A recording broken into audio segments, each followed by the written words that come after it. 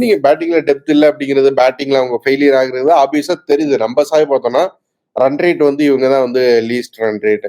Balls per boundary இவங்க தான் வந்து ரொம்ப அதிகமா 6 பாலுக்கு மேல தான் ஒரு பவுண்டரியே வந்து அடிக்கிறாங்க. சிக்ஸஸ் இவங்க தான் கம்மியா அடிச்சிருக்கிறாங்க. என்ன பின்னாடி என்ன ஒர்க் பண்ணுவாங்க?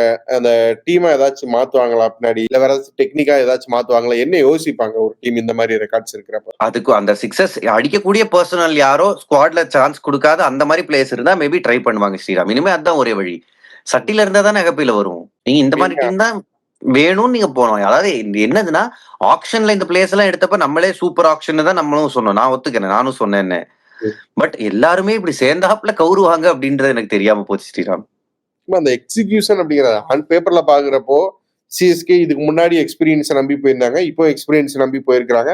அவங்களோட சக்சஸ் ஃபார்முலா படி போயிருக்காங்க அப்படின்னு தான் எல்லாருமே நினைச்சாங்க. பட் எக்ஸிகியூஷன்ல வந்து பிரச்சனை நடக்கிற போறதானே எல்லாமே வந்து தப்பா போகுது. எக்ஸாக்ட்லி. அண்ட் எக்ஸ்பீரியன்ஸ் எடுத்தப்ப நம்ம வந்து சாம்பியன்ஸ் எடுத்தோமா? ம்.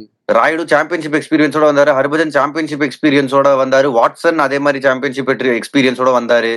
ம். அந்த மாதிரி பிளேயர்ஸ் வெளி டீம்ல இருந்து வரலையே. நம்ம எடுத்ததும் வந்து கொஞ்சம் அவங்களோட அந்தந்த டீம்ல பிளேயிங் லெவன்ல ரெகுலரா இல்லாத சீனியர் பிளேயர்ஸ் தானே எடுத்தோம் எக்ஸ்பீரியன்ஸ் நம்பி.